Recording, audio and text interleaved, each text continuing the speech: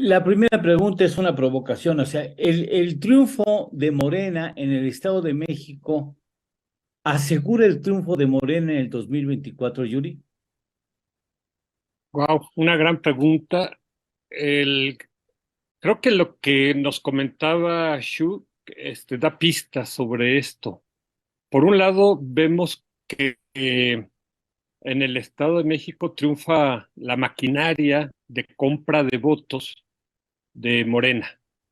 Se habla de que se gastó 3.000 millones de pesos en la elección, según un reporte del Centro Nacional de Inteligencia que publicó el columnista Torreblanca. Perdón, Maldonado, ya te lo estoy acreditando a ti, Sí, perdón. sí, sí. Este, el, entonces, creo que el presidente le puso mucho énfasis en ganar esta elección Sí, del Estado de México, porque, como comentan algunos columnistas, parece ser que esto sería como el fin del PRI, la muerte del PRI. Pierde su último bastión ujú, electoral. Y la otra que nos sorprende es que los ciudadanos que esperábamos que se involucraran más en el proceso no se ven, ¿no? Como decía Shu, no cambia la campaña. Es una campaña muy corta de 60 días y dos debates muy controlados.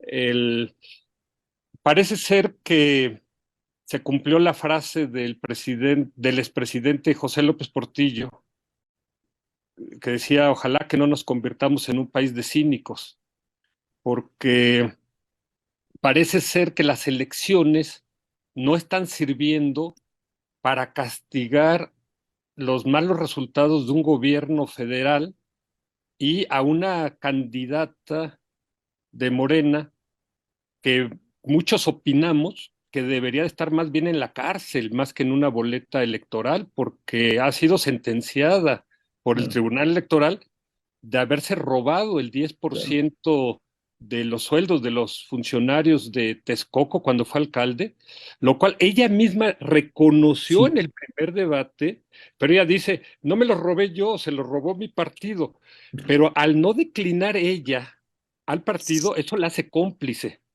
claro. Entonces, cuando estamos viendo estos datos a nivel nacional y que las elecciones no sirven para castigar a los malos gobiernos y a los malos candidatos, wow, ahí nos preguntamos qué está pasando con la democracia mexicana. Eh, el- Ahora, déjame decirte algo.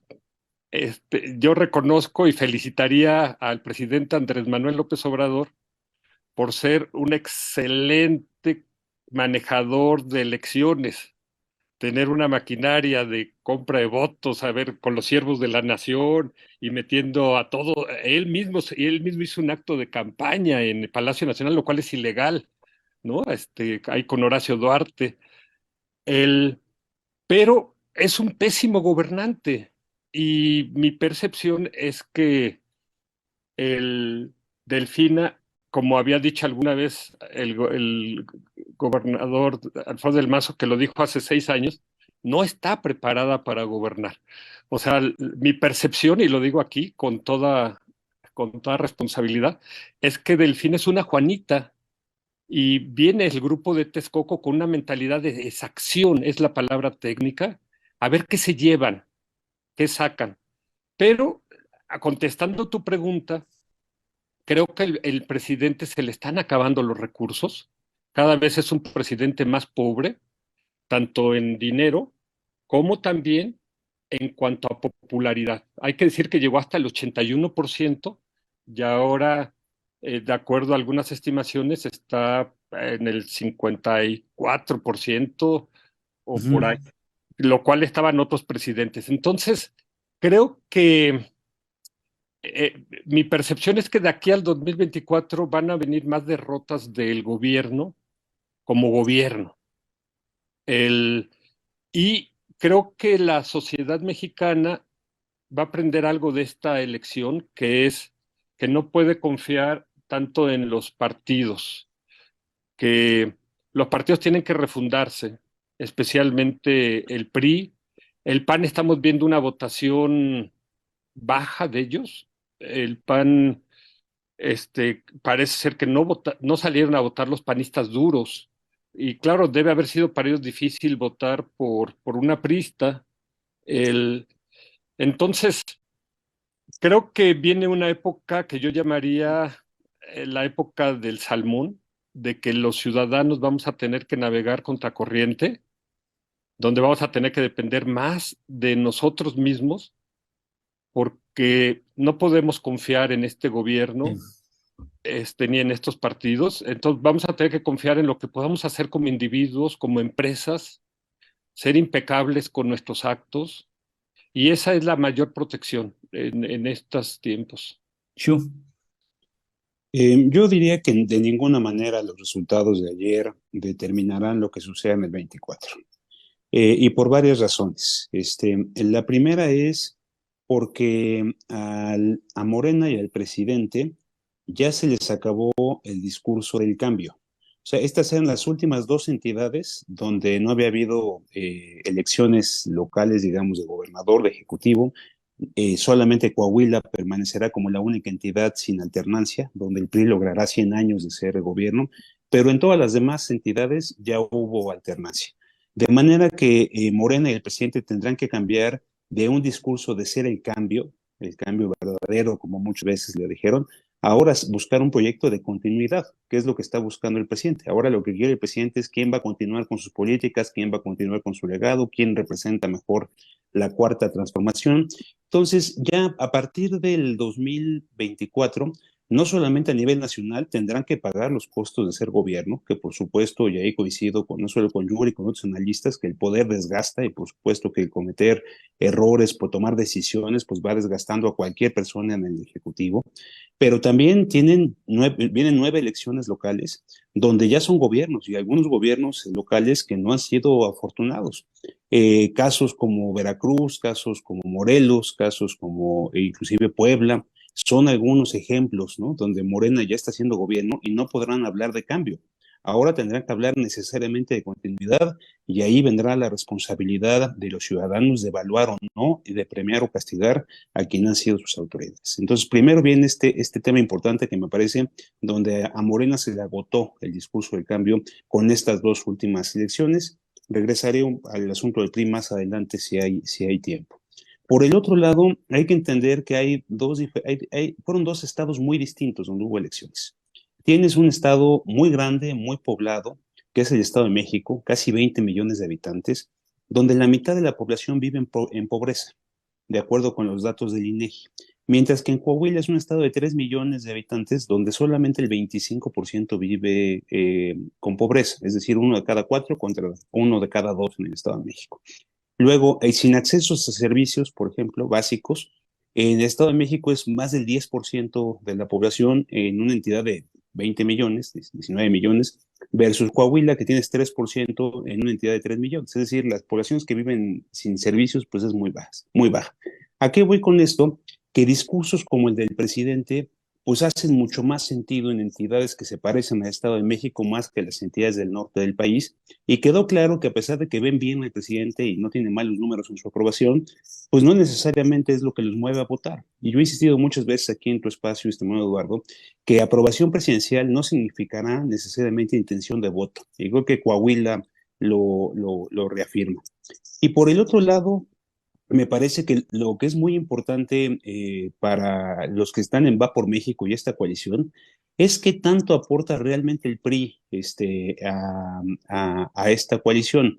Hay muchos en el corazón, en el seno de esta alianza, que creen que el PRI les resta más de los que les aporta. El PRI es el partido por el que la gente está menos dispuesta a votar.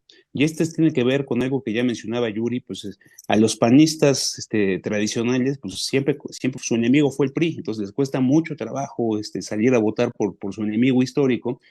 En cambio, pues el PAN solo, pues ha ganado elecciones como Querétaro, hace un par de años, ganó Chihuahua el año pasado, o sea, hasta dónde realmente aporta, y es un partido que ahora pasó de tener veintitantos gobernadores al inicio de esta administración, ahora tiene 2 gobernadores, ¿no? Durango y Coahuila. gobernaba millones de mexicanos, hoy va a gobernar 4.5 millones de mexicanos. Entonces, ¿hasta dónde realmente esa coalición están haciendo la aritmética correcta? Y me parece que vendrá una reflexión importante ahí, y no solamente Morena y sus aliados tendrán que hacer algún análisis de lo que pasó, sino también del lado del Va por México. Creo que están obligados a hacer esa revisión. ¿Por qué vota la gente en el Estado de México? O sea, lo que dice Yuri a mí me parece muy importante para reflexionar en ello. O sea, voto por una persona que le ha robado 10% de su salario a los trabajadores en Texcoco, que lo reconoce y todavía pone enfrente a su partido, a su movimiento como responsable del robo y recibe una condena y una actitud condenatoria del TRIFE, o sea, de las autoridades electorales, y no pasa nada, y la llevas a gobernadora, olvídate de las limitaciones que evidentemente tiene, ¿eh? O sea, el simple hecho de que haya sido partícipe de un robo, de una práctica totalmente condenada, ya sería suficiente, o debiera de ser suficiente para cancelarle la alternativa de ser gobernadora, pero la llevamos al poder nada más para joder a los conservadores, al prianato corrupto, o sea, a ese extremo estamos dispuestos a extrapolar nuestras posiciones, Yuri. Ajá. Mira, coincido con Xu de que el, se le acaba el discurso del cambio al presidente y ahora, que fue lo que manejaron ellos acá y en el Estado de México, sobre todo, que ellos eran el cambio y utilizaron muy bien el desprestigio que tiene el PRI, porque en las encuestas había un rechazo muy alto al PRI. El, ahora, vamos a ponerlo en perspectiva. El Morena, ¿cuántos votos obtiene en esta elección? Es 3.1 millones de votos, que lo podemos comparar con los 2.4 que tuvo en la elección intermedia de 2021 y los 2 millones que tuvo en la elección de 2017.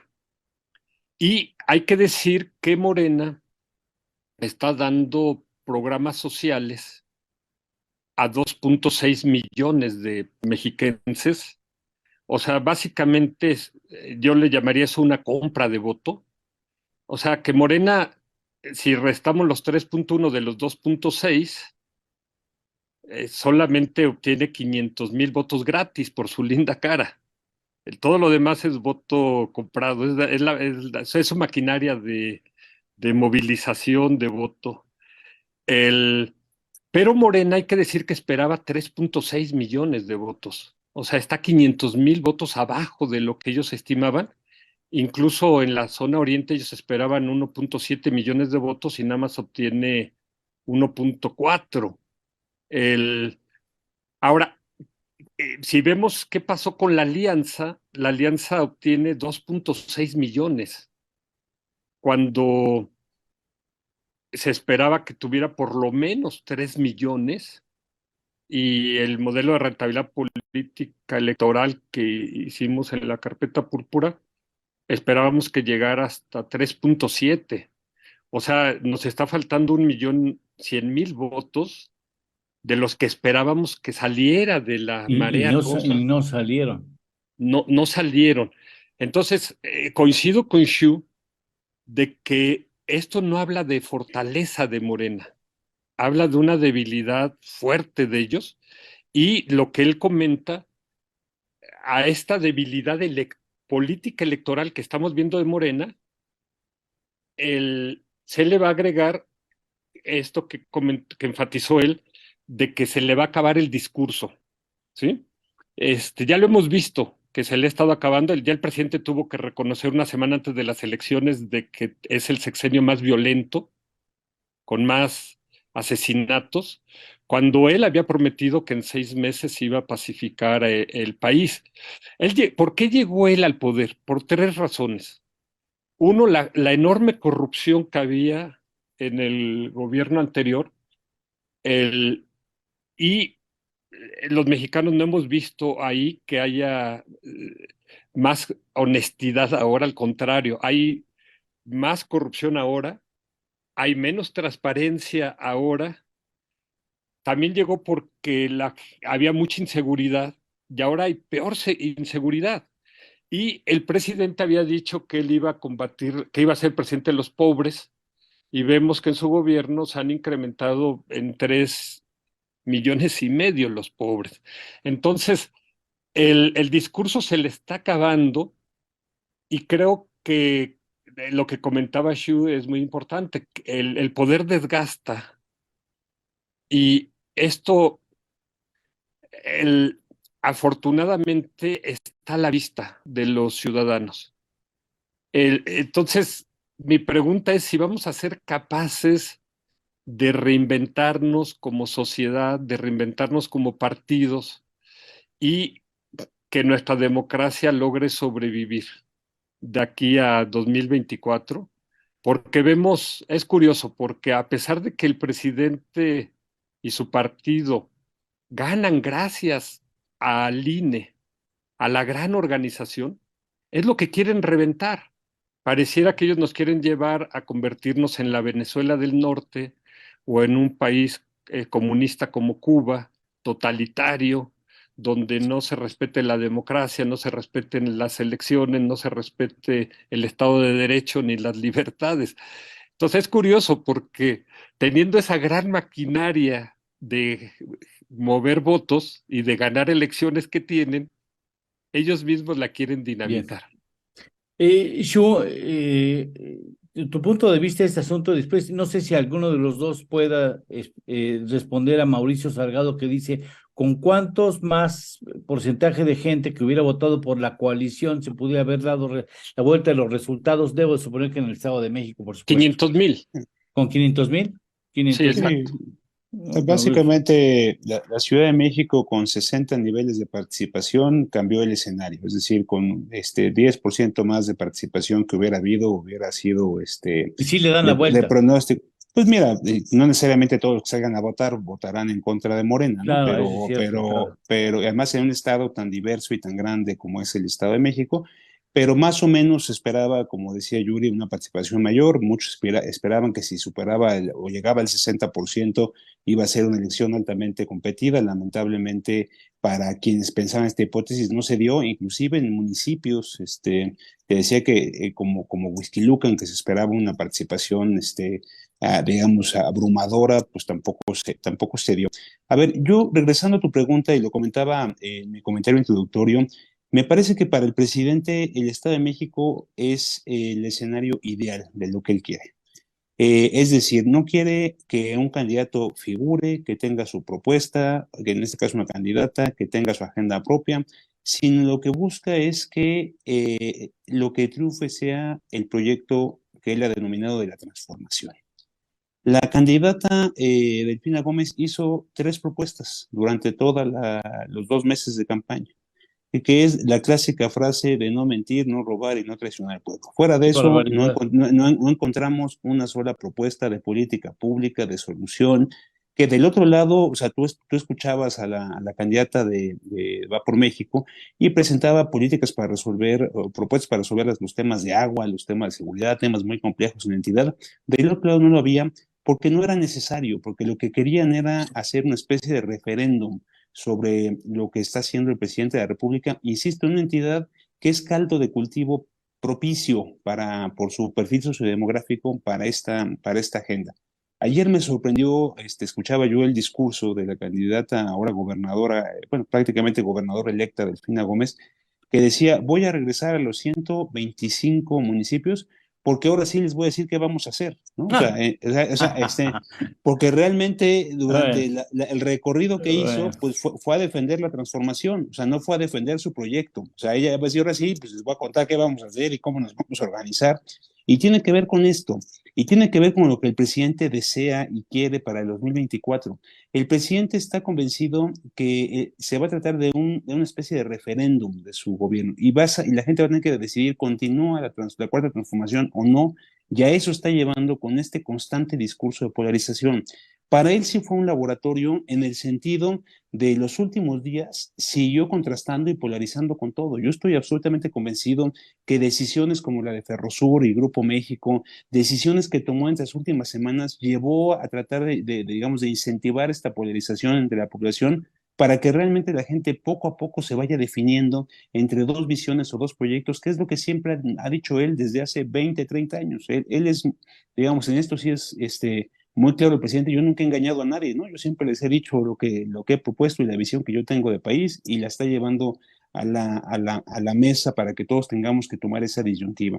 Me parece que en ese sentido, en el Estado de México cayeron en la trampa, particularmente la candidatura de Alejandra del Moral, donde pues quisieron jugar ese juego, no pelearse con el presidente, no contrastar las posiciones con el gobierno federal, a diferencia de Coahuila, donde sabían que también tenían una alta aprobación, pero hay que decirlo, en Coahuila el PRI ha ganado todas las elecciones salvo las del 18. O sea, el PRI ha sido consistente en dar la pelea en lo local, le ganaron las de diputados locales hace 3 años, le ganaron las diputaciones federales, vuelven a ganar ayer, y queda claro que si la oposición hace su trabajo en las entidades y no se alejan o no le tienen miedo a este proyecto enorme que es el del presidente López Obrador en términos de comunicación, pues se puede lograr victorias en lo local. De manera que me parece que lo que menos estuvo ayer en juego, Eduardo, fue el perfil de la candidata Delfina Gómez, sus propuestas. O sea, ayer lo que estuvo en juego en el Estado de México fue una especie de ratificación del proyecto del presidente López Obrador, y creo que a eso nos va a llevar en el 2024 el presidente, y ojalá que la oposición entienda que eso es lo que está jugando Palacio Nacional y puedan tomar algunas medidas, Claro. porque si no, pues el tiro está cantado, ¿no?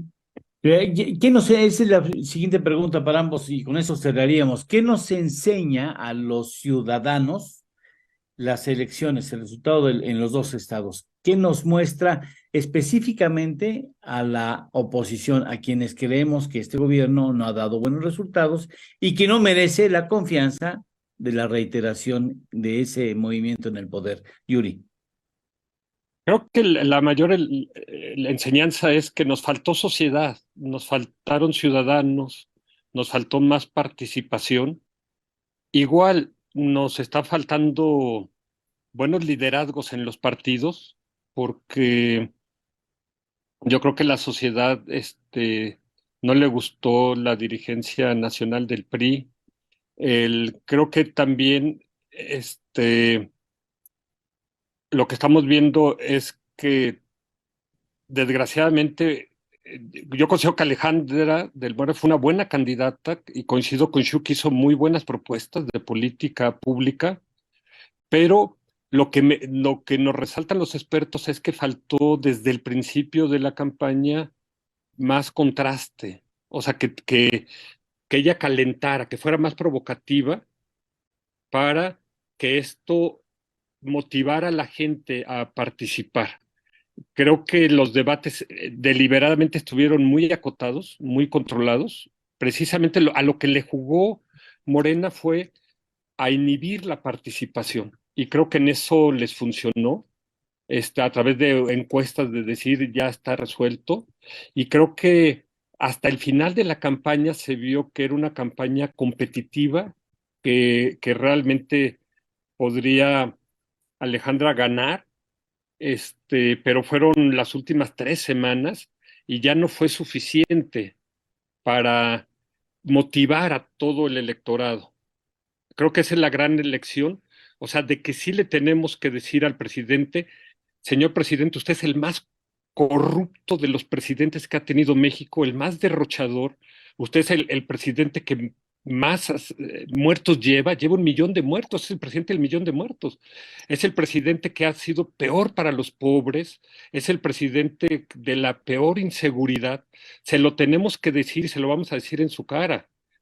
Tenemos al peor gobierno que pueda tener México, pero tenemos a la mejor maquinaria política electoral de compra de votos de Morena. Esa es la gran lección que yo saco de estas elecciones. De tu parte, Shu.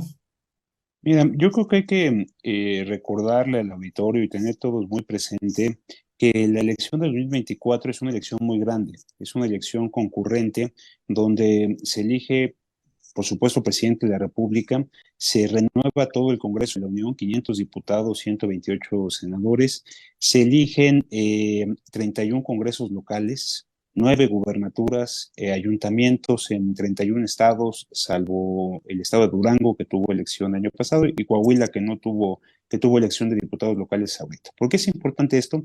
Porque va a ser una elección concurrente, donde vamos a tener muchas boletas electorales. Yo he platicado con muchos, inclusive con senadores y senadoras del PAN, del PRD y del PRI recientemente, y les he pedido, cuando hablamos del 2024, que relean un libro que escribió Alonso Lujambio, que se llama Federalismo y Congreso. En este libro, lo que hizo Alonso, que fue maestro mío, explica cómo la oposición, particularmente el PAN, fue conteniendo un partido hegemónico muy poderoso como fue el PRI por tantos años, y lo hizo a través de dos instituciones, el Congreso y el federalismo. Y con esto, digamos, ante pues ya la dificultad, yo soy escéptico de que la oposición pueda lograr una candidatura presidencial atractiva a estas alturas del partido, que venga una figura que pueda combatir de tú a tú con cualquiera de los precandidatos o precandidatas de Morena. Yo creo que lo que tendría que estar pensando la oposición, y ese es un poco lo que quiero contestar tu pregunta, estimado Eduardo, es que la oposición debería estar pensando ahorita en tener 150, 180 candidatos a diputados federales muy competentes, muy atractivos, de buscar quiénes son los mejores perfiles a nivel distrital e ir a buscar que Morena no tenga mayoría en la próxima, no solo mayoría calificada, mayoría en el Congreso. Sí. Deberían estar ¿Qué es a lo pensando, que van, ¿Qué es a lo que van? pues digo, habrá que ver si se constituye, porque han prometido muchas cosas, tampoco han sido muy eficientes. Digo, ahí están los resultados de ayer como ejemplo. Entonces tienen que ver, pero creo que ahí está una posibilidad. Tienen la posibilidad de ganar, de acuerdo a los análisis que hemos hecho en la oficina nosotros, tienen la posibilidad de ser competitivos en 6 de 9 gubernaturas. O sea, ya gobernaron Veracruz, Puebla, bueno, gobiernan Jalisco, Guanajuato, Yucatán, que son parte de las entidades que están en juego. La Ciudad de México, pues hay quienes o algunos consideran que está en zona de competencia. Me parece que si se ponen de acuerdo en buenos perfiles, dejan mezquindades políticas de lado y buscan perfiles adecuados, pueden ser muy competitivos a nivel local. Y si se ponen de acuerdo en pelear los 100 municipios más importantes, las capitales de los estados, los polos económicos, la frontera, el Bajío, la Laguna, los principales destinos turísticos del país, pues ahí se puede hacer una cosa muy interesante, ganando gubernaturas, ganando municipios importantes, ganando la mayoría del Congreso, sin tener que depender de si una figura presidencial nos va a venir a salvar o no nos va a venir a salvar. Me parece que ahí están las lecciones de la oposición y ahí es donde creo que tienen que hacer una profunda reflexión sobre qué tanto aportan los jugadores que están en la mesa, qué tanto te aporta un PRD que probablemente si va solo pudiera perder su registro en la próxima elección presidencial. ¿Qué va a pasar con el PRI en este nuevo redimensionamiento? El PRI parece que va a ser una especie de partido verde ahora con este nuevo tamaño que va a tener a partir de unos meses cuando entregue Alfredo del Mazo la gubernatura del Estado de México. ¿Qué va a pasar con Movimiento Ciudadano? Digo, poco hemos hablado del Movimiento Ciudadano, pero ¿qué fue esta decisión de no participar en el Estado de México? ¿A quién le benefició? ¿A quién le perjudicó? O sea, MC en lo personal para mí sigue siendo un enigma, ¿no? De qué está queriendo hacer. Me parece que no solamente dentro de Morena hay temas para reflexionar, como lo que les pasó en Coahuila, sino también la oposición tiene mucho de dónde cantar, pero yo creo que si se enfocan en lo local, pueden tener mucho más éxito que en esta especie de necedad de tener una candidatura presidencial competitiva que se antoja a estas alturas compleja y complicado. Yo agradezco mucho a estos destacados analistas en materia política. Gracias, Shu Tenorio, muy amable por estar nuevamente aquí con nosotros. Estimado Yuri, maestro, querido amigo, gracias por estar participando y conceder mayor riqueza a este espacio de análisis. Muchas gracias, Eduardo. Muchas gracias, Shu, y gracias a todo tu auditorio, Eduardo. Gracias, Muchas estimado gracias. Eduardo, y muchas un gracias. privilegio, Yuri, coincidir contigo. Muchas gracias, Igualmente. gracias. Qué bueno que están aquí, qué bueno que pudimos escucharlos. Muy amables. Miriam.